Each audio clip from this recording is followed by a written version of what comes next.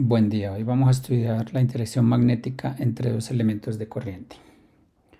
Para ello vamos a la página web sciencesolar.com, descargamos el modelo Science Solar, el paquete Science Solar para modelar física en el espacio tridimensional. Y también vamos a física.ru, a curso de electromagnetismo. Y en la sección de campo magnético, es decir, en el capítulo 7 vamos a bajar la primera nota de clase que corresponde a la explicación sobre la interacción magnética de dos elementos de corriente. Bueno, entonces bajamos el paquete Science Solar, lo abrimos y descargamos el modelo fuerza magnética. Pero antes de eso voy a restablecer y vamos a explicar un poco una parte introductoria sobre las corrientes y la interacción entre las corrientes. Bueno, nosotros sabemos que dos cargas eléctricas pueden interactuar entre sí. Es decir, que si las cargas son de signos opuestos, ellas se van a atraer y específicamente con una fuerza eléctrica. Pero esa fuerza eléctrica, si nosotros tenemos acá Q1 y Q2, esa fuerza eléctrica, entonces esta va a ser la fuerza de la carga 2 sobre la carga 1. Por la tercera ley de Newton sabemos que si hay una acción sobre un cuerpo, también debe haber una reacción del segundo cuerpo sobre el primero. Es decir que tenemos otra fuerza de la carga 1 sobre la carga 2. También sabemos por la tercera ley de Newton que F1,2 en magnitud es igual a la fuerza 2,1. Y además de eso están sobre la misma línea que une las dos cargas. En el caso de que tengamos cargas del mismo signo, pues vamos a tener las fuerzas de repulsión.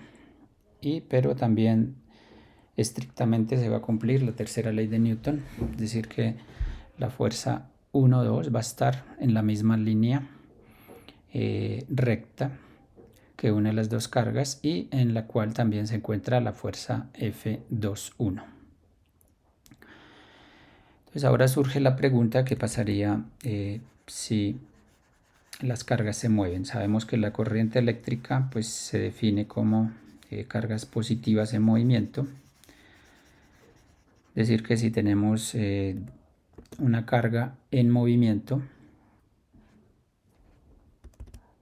se mueve con una velocidad determinada, pues resulta que va a surgir otro fenómeno y va a surgir un campo magnético alrededor de esa carga. Bueno, pues si dos cargas se mueven en el mismo sentido, pues el campo magnético se va a intensificar y así sucesivamente. Entonces este campo magnético sirve para que de pronto pueda haber otras cargas cerca de ellas y con las cuales estas cargas van a interactuar por medio de sus campos magnéticos. Entonces estas también se van a generar un campo magnético y el campo magnético pues va a actuar con las primeras. Sabemos que la corriente eléctrica pues son cargas en movimiento, es decir que dentro de un alambre con corriente prácticamente hay cargas en movimiento. Entonces tenemos aquí una corriente determinada, por ejemplo la corriente I1 que va en este sentido y la corriente I2 puede ir en sentido contrario. Entonces la pregunta es: ¿interactuarán esas corrientes entre sí? ¿Habrá un proceso aquí de interacción? Entonces la respuesta es sí, hay una fuerza de interacción entre las corrientes y esa fuerza se debe al campo magnético. ¿Cómo estudiar esa fuerza? Vamos a mirar. No podemos directamente estudiarla o nos queda complicado estudiarla como corrientes arbitrarias. Entonces vamos a seleccionar más bien un elemento muy pequeño de esa corriente, un trozo de alambre pequeño, y vamos a decir que él tiene primero que es un vector, entonces es un DL, un pedazo de alambre, y tiene la misma dirección de la corriente. Y lo vamos a llamar entonces, aquí tenemos el vector I1 de L1.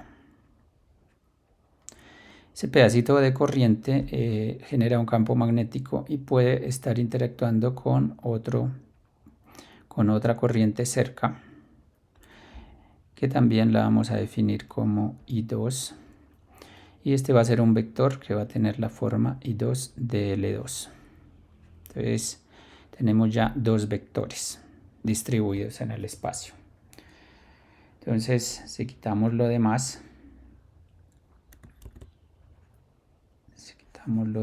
entonces vamos a mirar que vamos a tener dos vectores I1 de L1 e I2 de L2 que van a interactuar entre sí.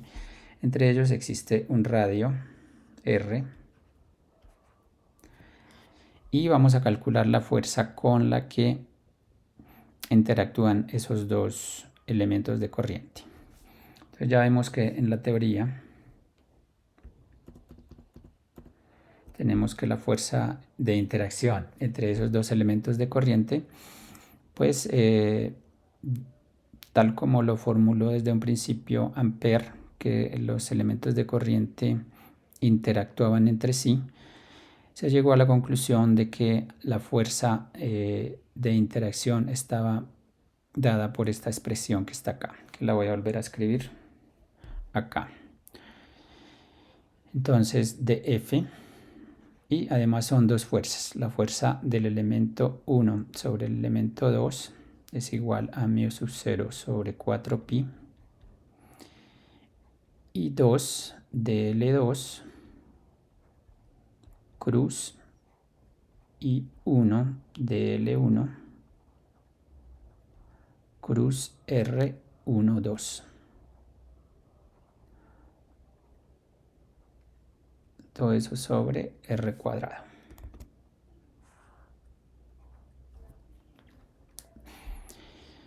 Y asimismo, entonces esta sería la fuerza de interacción de la carga de la corriente, 1 sobre la corriente 2. Y la fuerza de interacción de la corriente 2 sobre la corriente 1 la podemos decir como μ sub 0 sobre 4pi y 1 de L1 cruz y 2 de L2 cruz R 21 sobre R21 al cuadrado.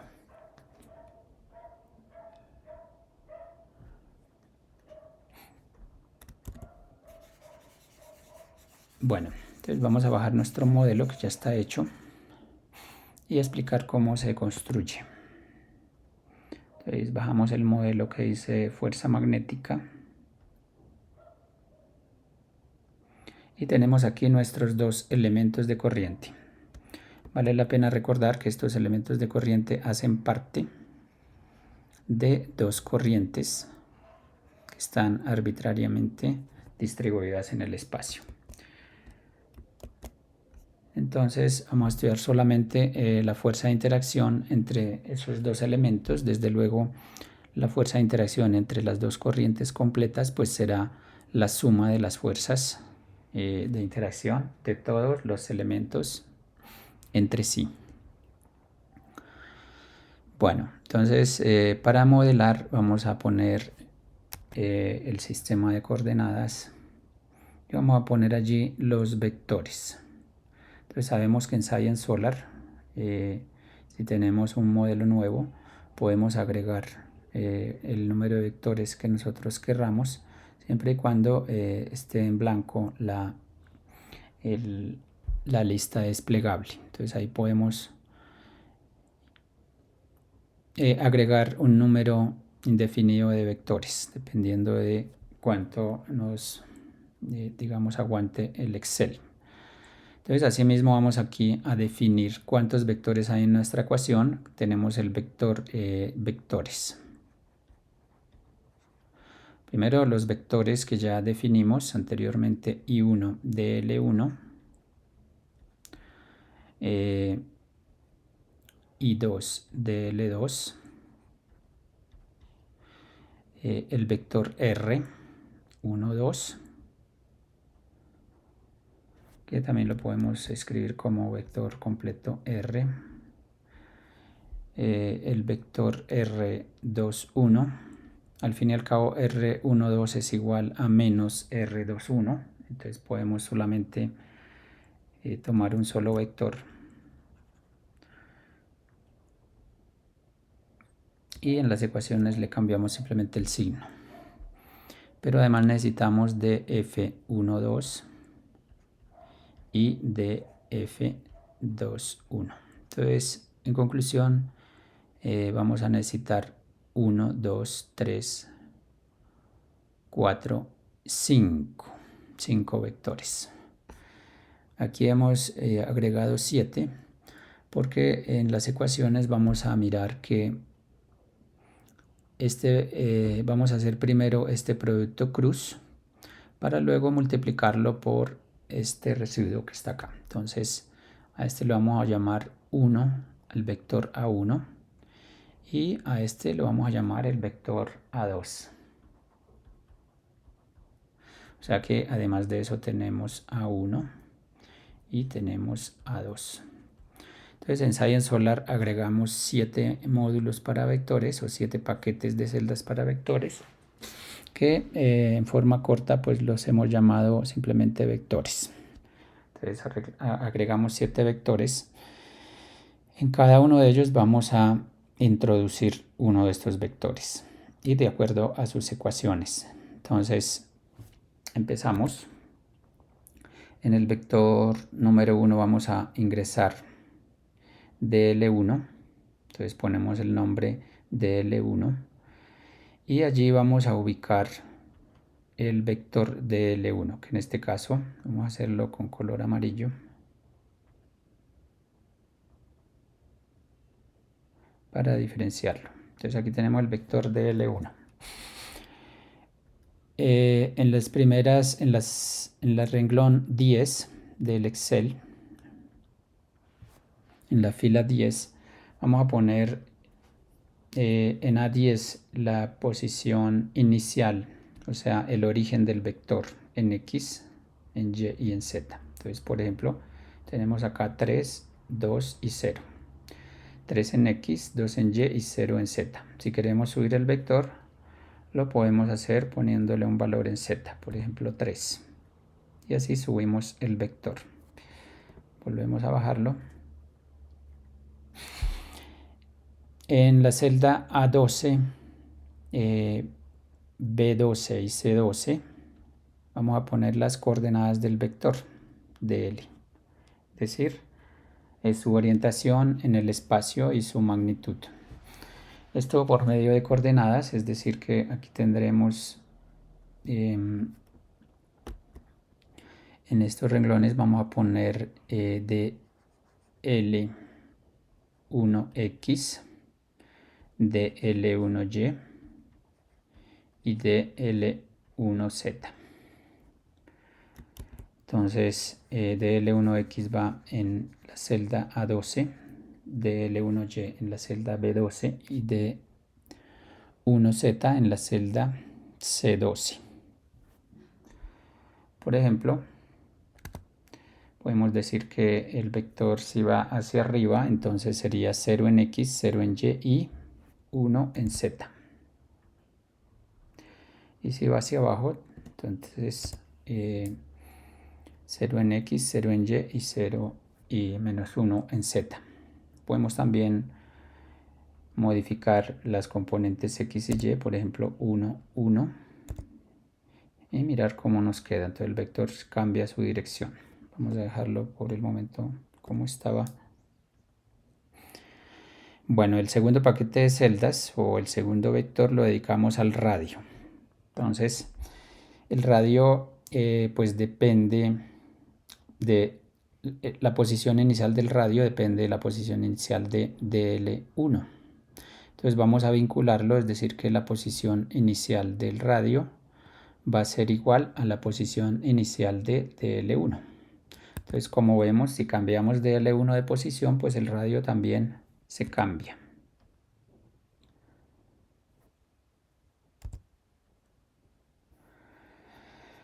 En el caso de la componente de R, también esa sí la podemos cambiar en cada momento de la simulación y podemos decir hacia dónde está dirigido R con respecto al sistema de coordenadas. Entonces, por ejemplo, 0, 3, 0, o podemos decir que está hacia X en 2, y de esta manera pues va a cambiar la posición del radio. Vamos a dejarlo como estaba. Entonces ya tenemos acá el radio. Seguido vamos a tener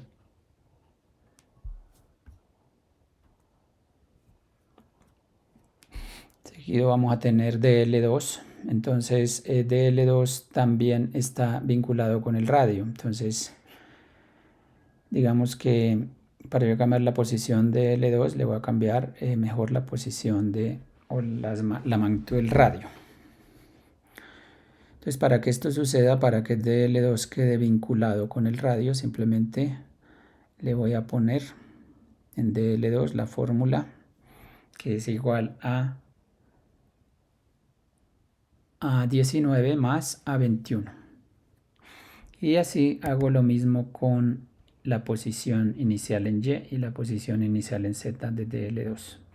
En cuanto a la magnitud de DL2, la puedo cambiar en cualquier momento de la simulación y me va a indicar las componentes de DL2 en el espacio tridimensional, lo cual pues modifica tanto la magnitud como la dirección.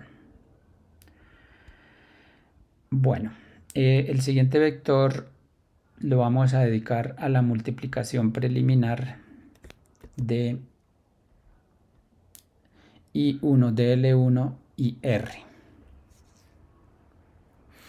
que se llama A1, pero este vector no aparece en la imagen, no aparece en el sistema de coordenadas porque se ha ocultado, porque es un vector prácticamente auxiliar.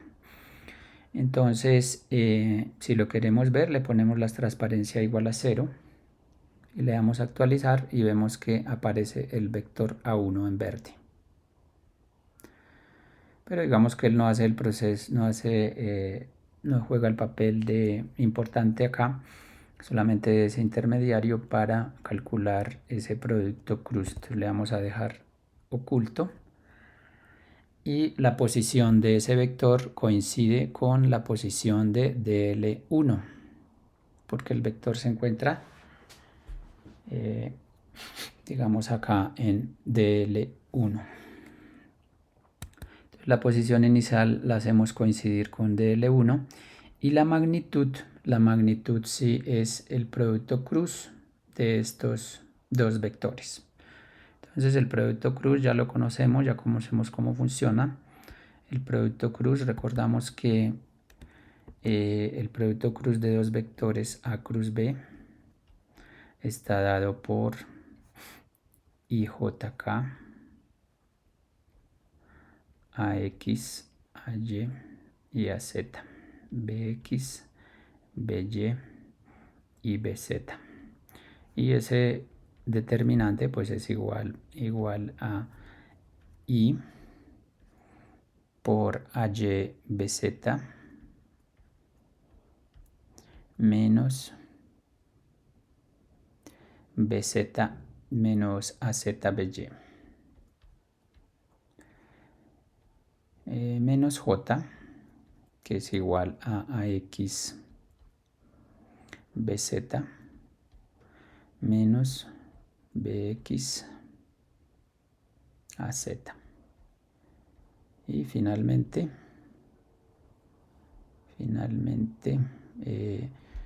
Z. Entonces, más K que multiplica a X BY,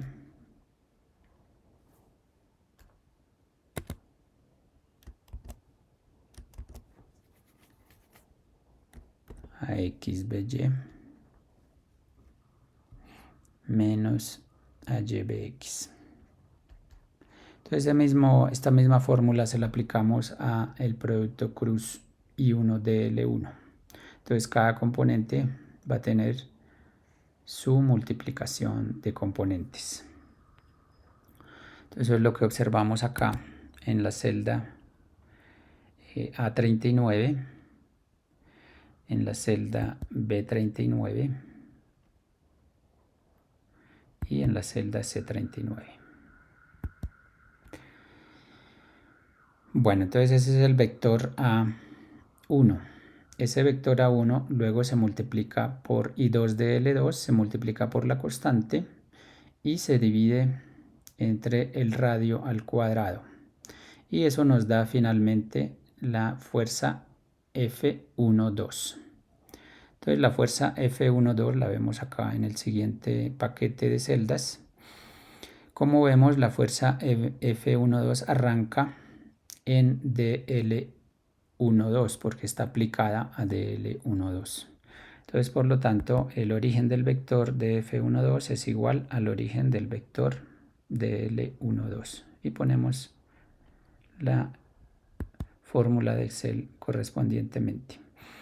Ahora, vemos entonces que el DF12 está multiplicado por el producto, está dado por el producto cruz I1 de L1 cruz A.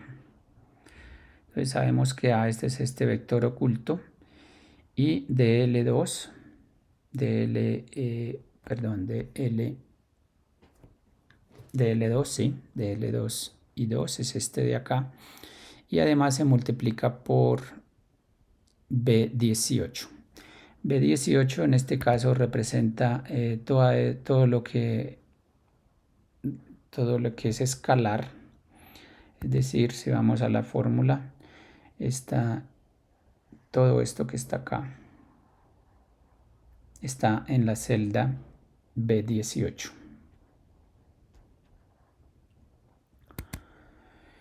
B18. Y así entonces obtenemos DF12. Correspondientemente con las otras componentes sucede lo mismo.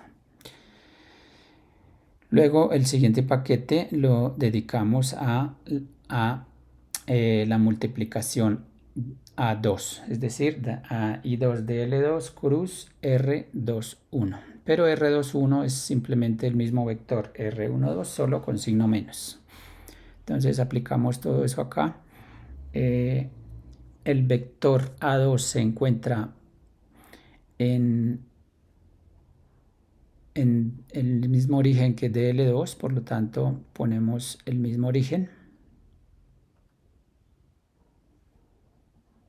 que DL2, el origen del vector, y la magnitud del vector está dada por el producto cruz de I2 DL2 cruz R21.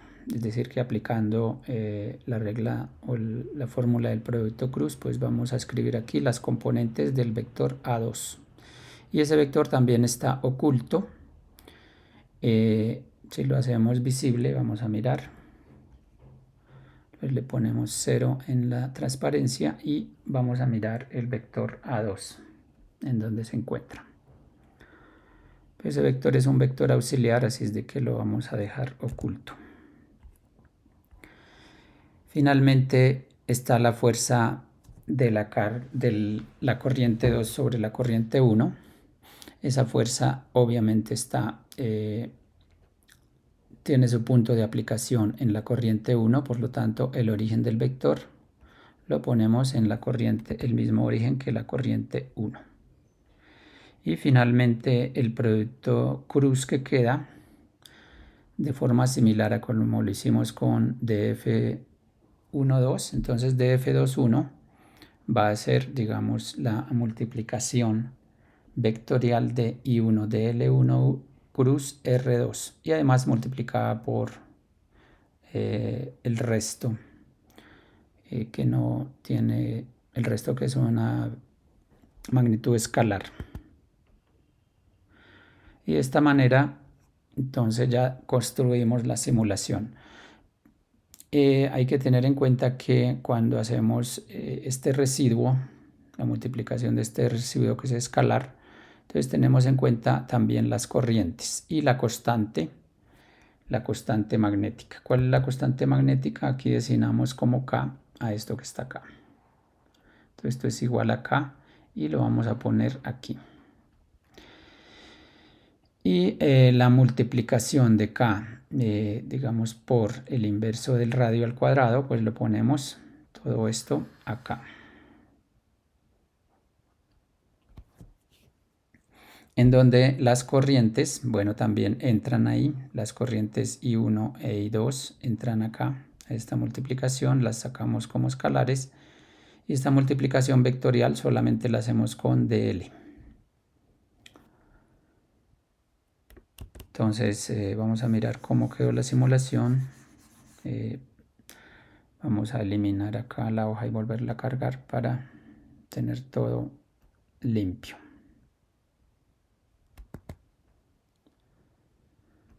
Entonces volvemos a cargar. Fuerza magnética. Y tenemos los dos elementos de corriente interactuando. Les podemos cambiar de color a los elementos de corriente. Les ponemos, por ejemplo, amarillo. Y a las fuerzas las vamos a hacer un poco más claras.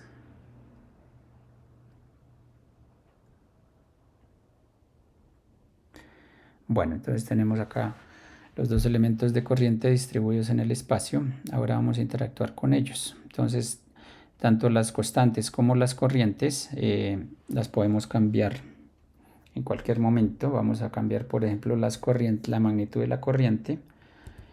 Y vamos a ver que la fuerza con esto aumenta.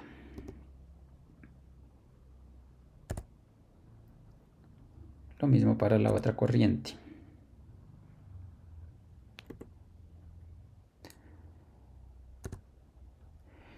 Para cambiar la posición de los elementos de corriente vamos a utilizar entonces la fila 10 de Excel para el elemento DL1 y la fila 28 para el elemento DL2. Esas son las posiciones, pero recordemos que la DL2 está sujeto a donde termina el radio de DL1. Entonces, miremos, por ejemplo, si las corrientes van en el mismo sentido. Entonces, si las corrientes van en el mismo sentido, vamos a ponerle DL1 hacia arriba y vemos que ellas se atraen. Las corrientes se atraen. Fuerza es de atracción.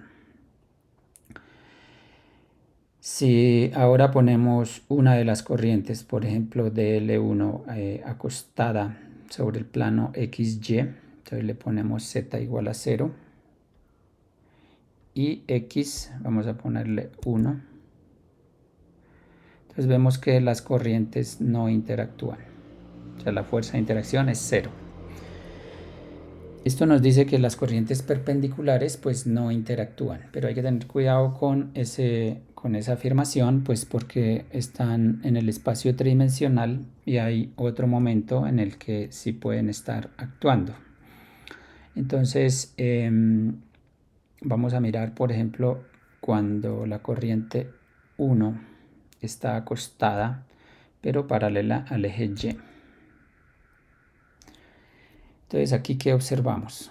Aquí vamos a observar algo incoherente desde el punto de vista superficial.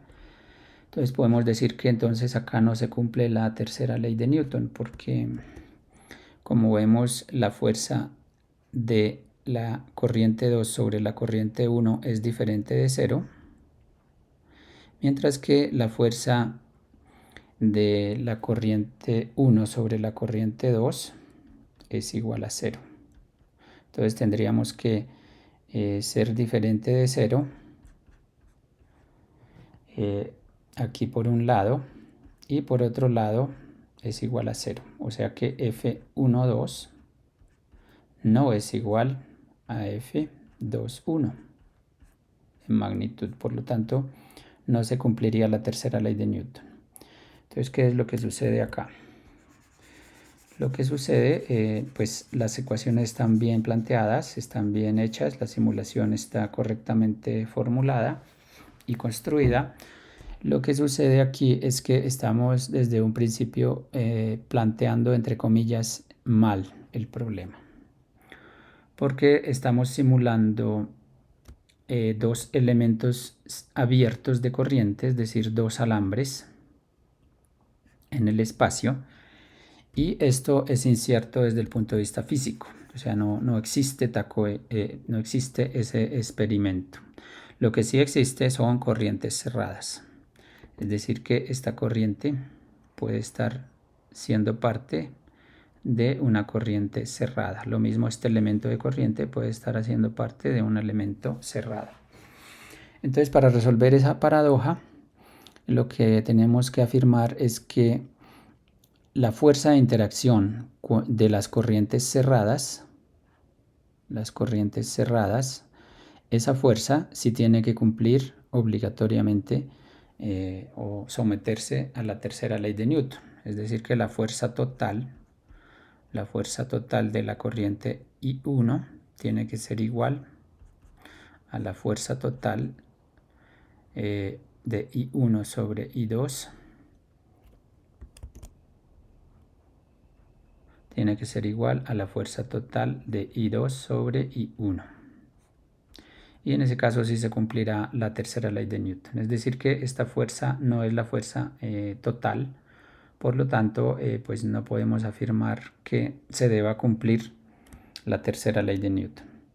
Obviamente con otros elementos de corriente podrá cumplirse, pero digamos que en el caso de que se encuentren así elementos en los que no se cumpla, pues al cerrar las corrientes siempre se va a encontrar otros dos elementos que van a compensar, digamos, esta fuerza. Miremos cuando las dos fuerzas están sobre la misma línea. Entonces vamos a decir, por ejemplo, que la corriente I2 está también sobre el eje Y, por ejemplo, y es más grande. En ese caso vamos a mirar que aquí son 0 las fuerzas y pues también se cumple la tercera ley de Newton, ¿no? Entonces estos elementos que están sobre la misma corriente rectilínea no interactúan entre sí. No interactúan entre sí. También podemos decir, vamos a poner la corriente 1 en el eje Z, es decir, 0, 0, 1. Y la corriente, perdón, este es el radio.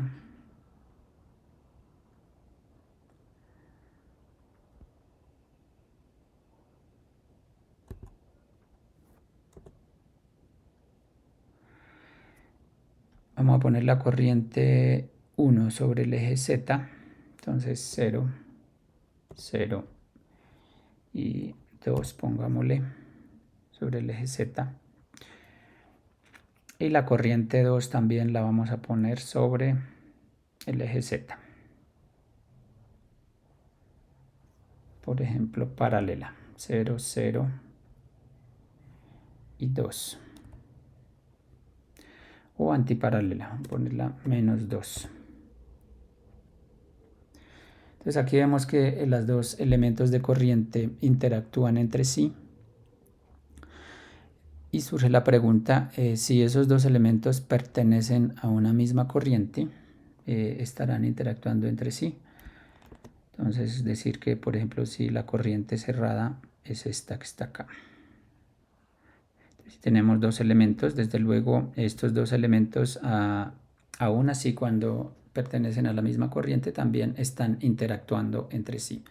Como vimos, si hay otro elemento paralelo al anterior, pues ahí sí no interactúan porque son paralelos, pero en el caso de que tengan un ángulo diferente pueden estar interactuando entre sí con una fuerza determinada. Entonces invito a los lectores a que cambien las posiciones de las corrientes, investiguen diferentes posiciones iniciales y diferentes inclinaciones de los vectores para evaluar pues el comportamiento de los elementos de corriente. Bueno, muchas gracias.